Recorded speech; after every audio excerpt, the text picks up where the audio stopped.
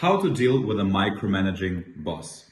After having posted this on LinkedIn, some people wrote me privately, "Hey Mika, I read your post on LinkedIn and my boss is exactly like that. It's a pain in the ass and they're micromanaging every single move I am taking. You know the song, Every Breath You Take, I'll Be Watching You. This is about their managers." And that's a pity because usually, even from the manager's perspective, I was CEO for around 4 years for different organizations. Even from the manager perspective, I didn't like micromanaging, but sometimes I felt like I need to.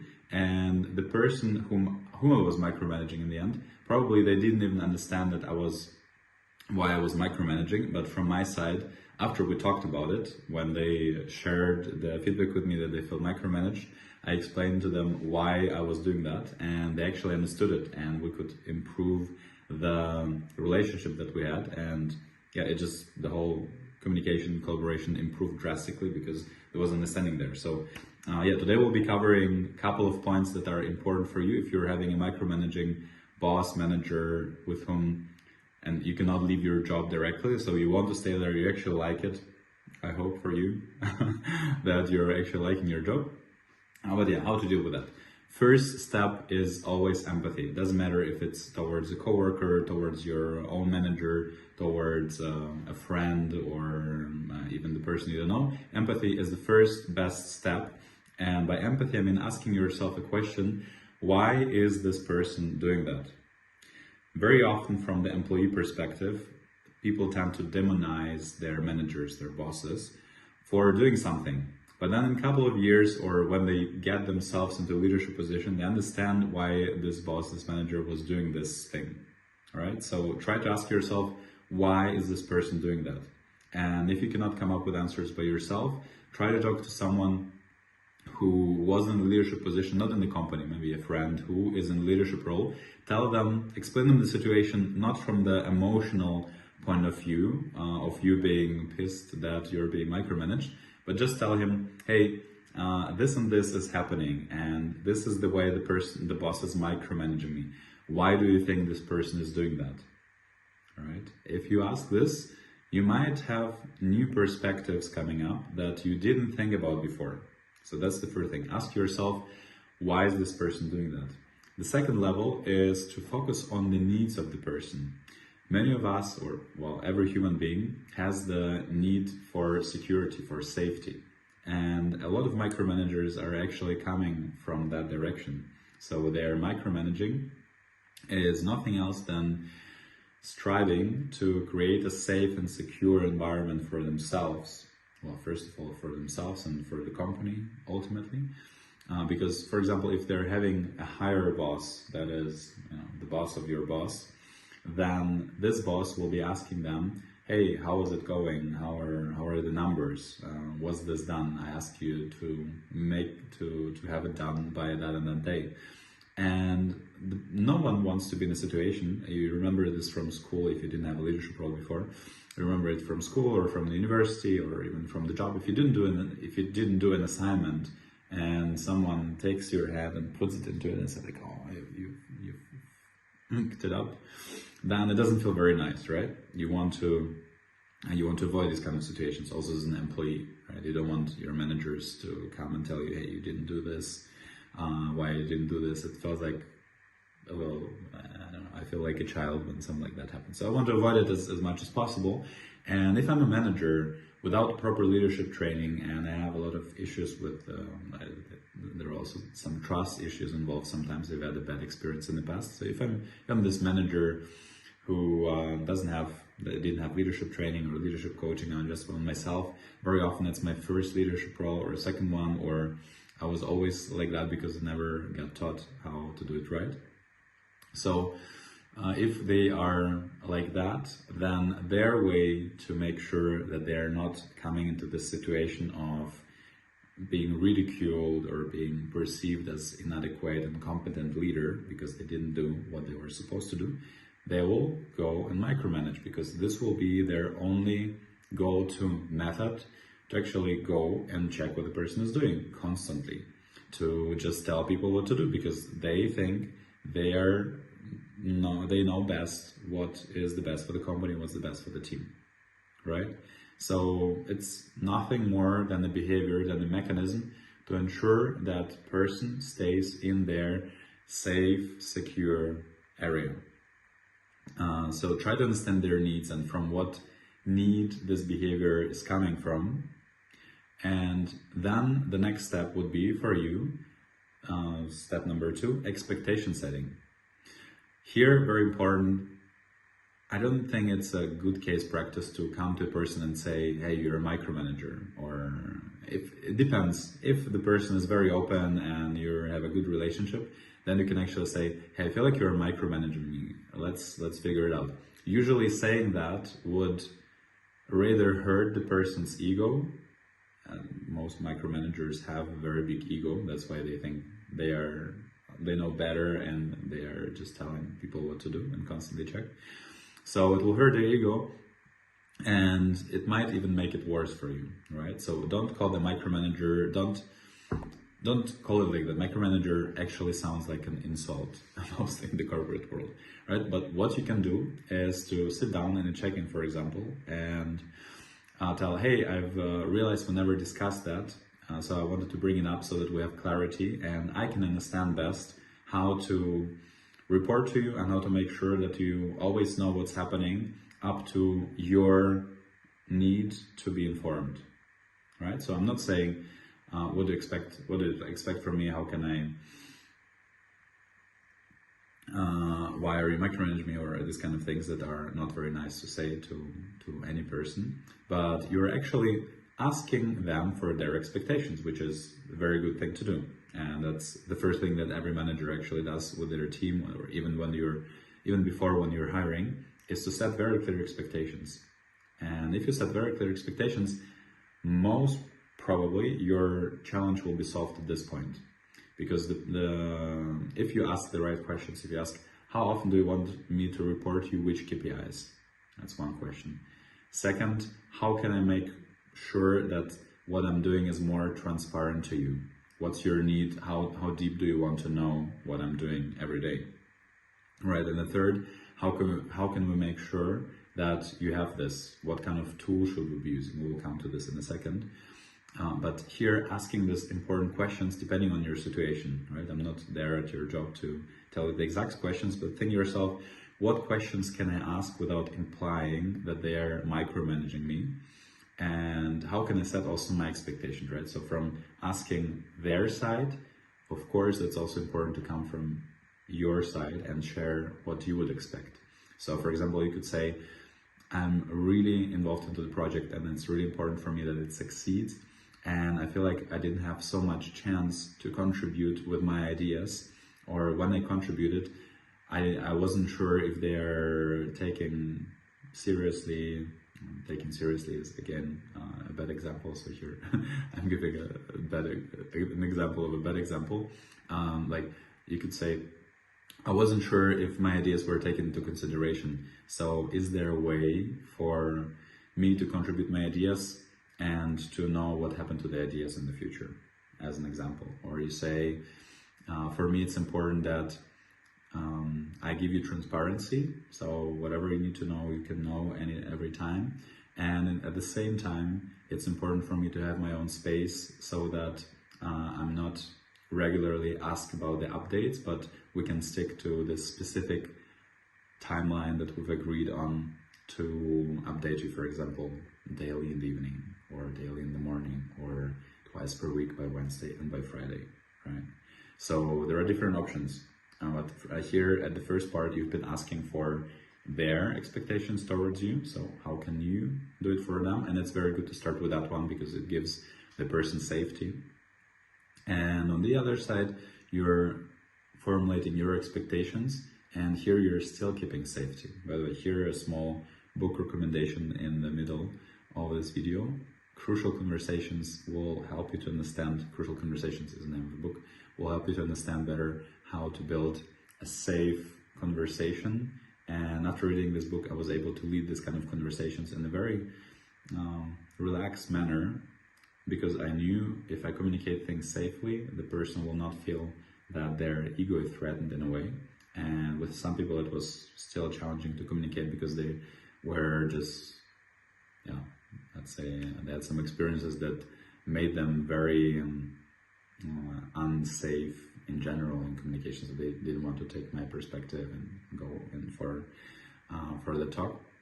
It was like sometimes like talking with a wall. That was very challenging. But in most conversations with tools that you have in this book, I will record some more videos about it in the future, you'll be able to improve the quality of your conversations. And even in a situation with a micromanager, that will be very helpful by tenfold, I promise you.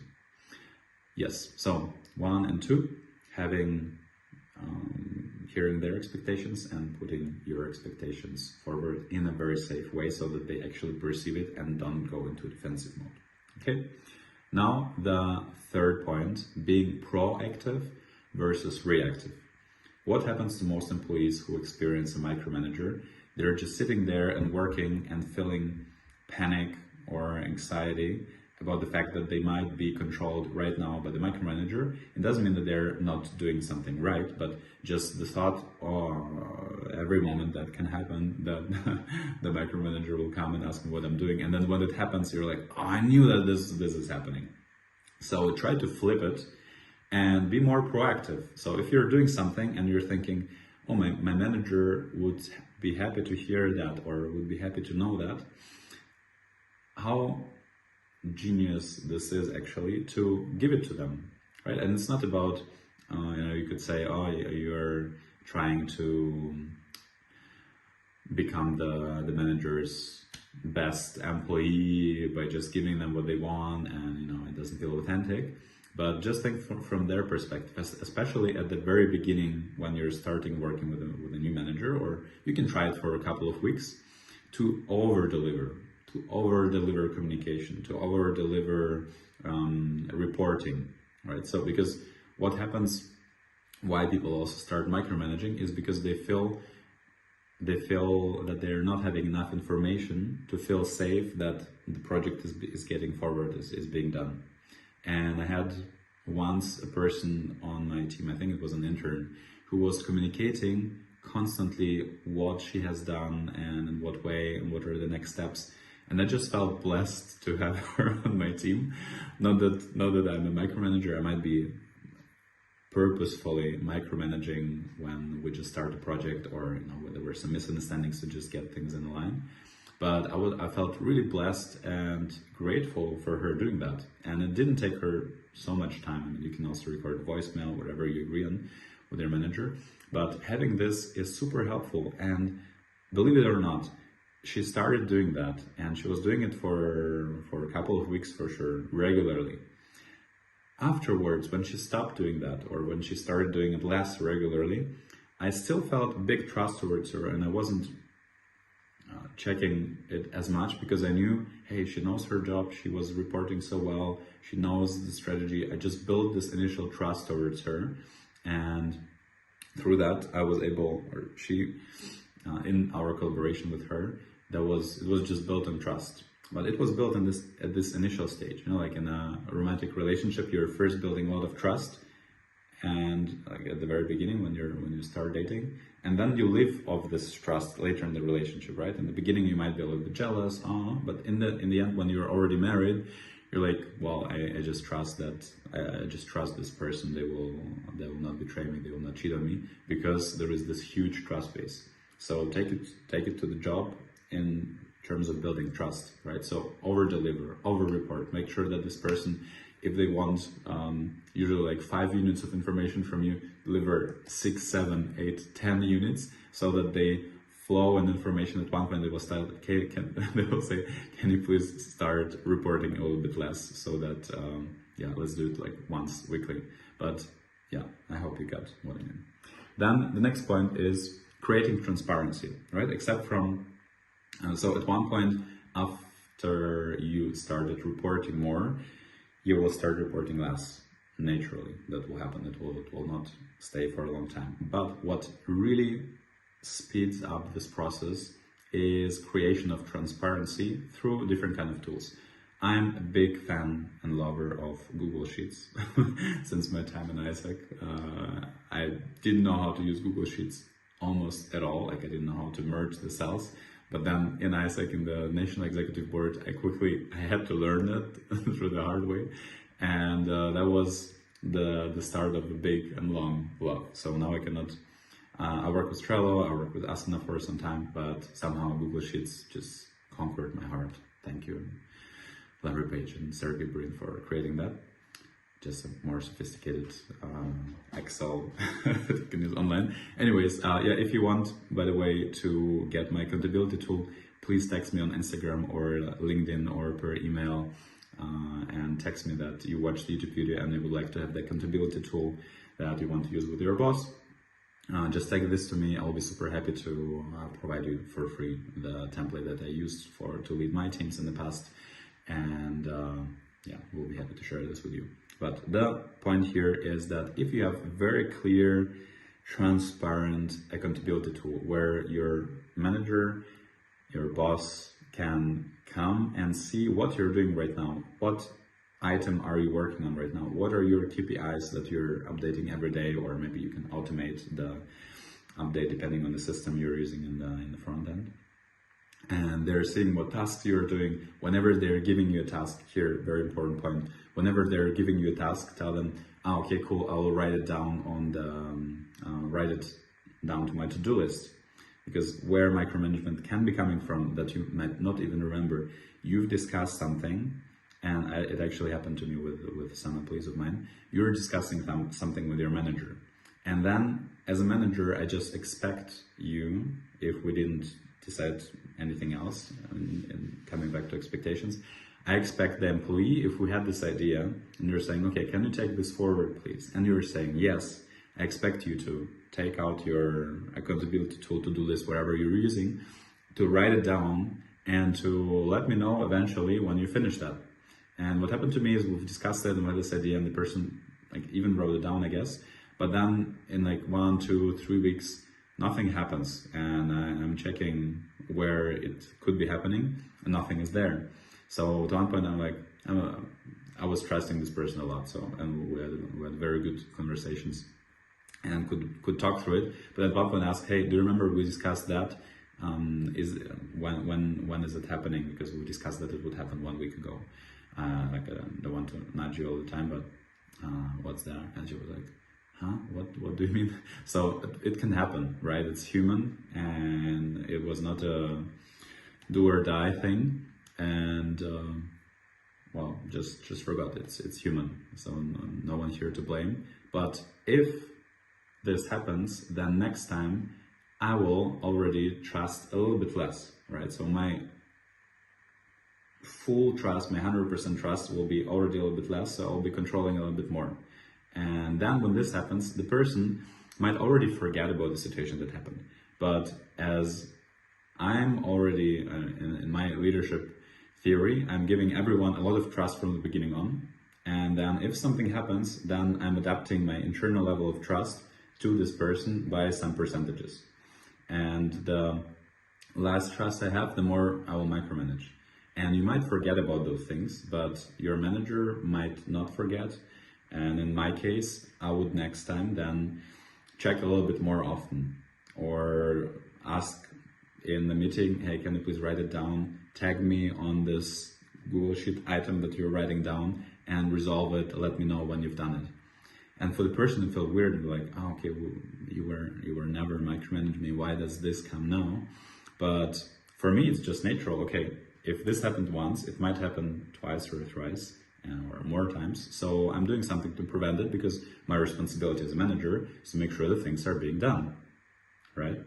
And your responsibility as an employee is to do the things and to make sure that I, as a manager, know that things are being done on time, and that I can do my manager job, my leadership role. So that's a very important part, to create this sheet and to make sure that manager can go there anytime, because there is a difference in micromanaging. If I'm having this tendency to micromanage and you are having this sheet, I don't have to ask you all the time, right? Because if you're not having anything, I might think, well, how is this person managing everything? She or he will just forget what to do, and then I'm having this inner anxiety, and then I'm hyper focusing on this person, and I start micromanaging.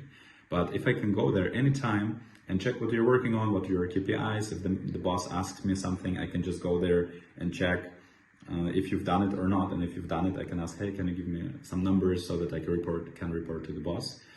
Then I don't need to ask you every day. I don't need to ask you every couple of hours what's happening if you are proactively updating the thing. And I'm 100% sure that you're actually writing the things down there. So, and at this part, try to also step into manager's shoes. We talked about empathy, right? Try to step into manager's shoes and think, how could you create this transparency and this clarity that will save you from this constant nudging from the person's side? And that will also give this person this feeling of security and safety, that things are there, things are on the list, they're moving forward, you're updating it. I know every week you're checking this together with them, be it on Asana, Trello, or Google Sheets. I don't mind, but yeah, just make sure that you create that. And number five, if none of the previous steps worked, you try to understand it, you created structure, transparency, I believe in around 60, 70, 80, maybe 90%. If you do the first 4 steps, that was a very general overview, right? If you want to know more, let me know. But if you do the first 4 steps, then in most cases, the micromanagement amount at least will go down significantly, so it will not be disturbing you as much. But if none of that works, let's just assume that you did everything to your best knowledge, and it still doesn't work. You're still being micromanaged. It's like, you cannot handle it. Then number 5 would be to go to HR or to the boss of the boss and talk to them anonymously, like ask them for confidentiality and say, I really want to talk to you, I really love the company, but it's very hard to work with this person in this way. And the worst that can happen, so this you should also discuss with them, is that they will go to the manager and say, hey, this person X came to me and told you you're micromanaging them. That will be not a very pleasant situation, depending on the person, but yeah. First step is making sure that they will not just go to the manager and tell them that you told them that they're micromanaging them, right? That's the first one. The second step is to find out what could be the solution, right? Because if I'm a manager of a manager and people tell me that they're being micromanaged, and I feel that there is some negativity rising in the team, for me as a boss of the boss, it's dangerous because that's then endangering me in my position if people will start leaving from their team, right? It will impact the result that I might need to report to my management, the boss of the boss of the boss of the boss, or if I'm the CEO, then obviously I'm also not interested in this happening. So there, it's important to find a common solution, and the solution could be, for example, them making a survey that is company-wide. It's good anyways to have service if you want a survey to assess the team culture, and you can also let me know. I have a free version of that, and we can talk about it deeper after you do that. But then, based on the survey, if other people in the team also are feeling in a similar way, then the top management will know that this is happening, and then they can have an empathetic, again, empathy very important, an empathetic conversation with the leader of the team, and somehow give a hint that it would be good to go, for example, into leadership coaching or into some kind of a seminar, workshop, work on themselves, or have conversations with people in their team.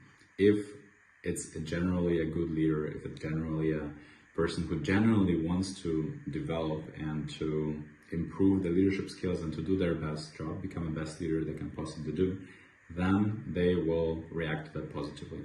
If this person will say, no, my team, we're all fine, I don't know how the survey happened, and then they say, the manager will push and say, you really need to talk to your people, let's make a session or something. Then they will make a session, say like, yeah, but everyone is fine with my leadership style, right? And everyone will be like, yeah. And in that situation, they will just start pushing, and this is the worst of the leadership you can have. So if they're open and perceptive, they will actually be open to improve whatever is being told to them.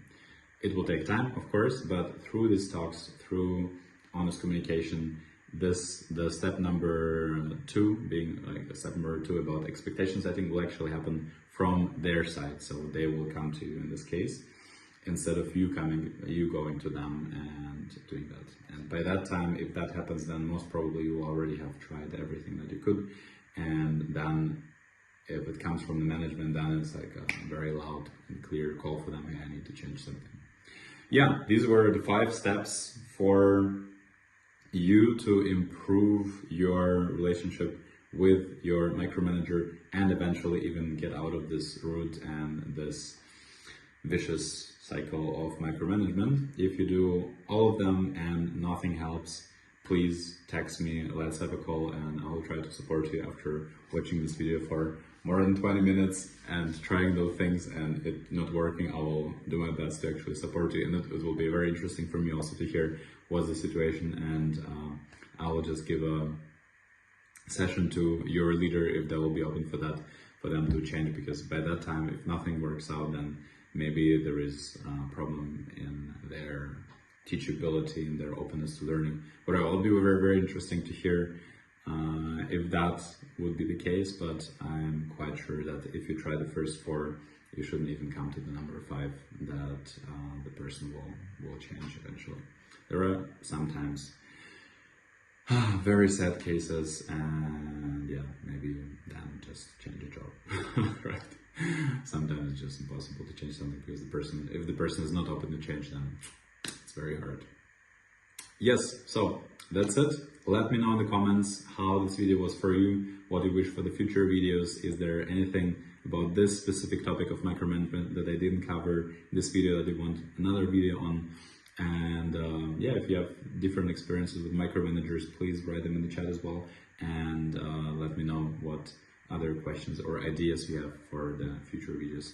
Thank you so much for staying around here. I'm Mika, leadership coach and trainer with more than 8 years of leadership experience and 4+ years of CEO experience leading different teams and organizations with up to 2 million yearly budget and 800 people with volunteers and full-time people combined. Thank you so much for watching. I really appreciate you being here with Leaders Tribe, and see you around.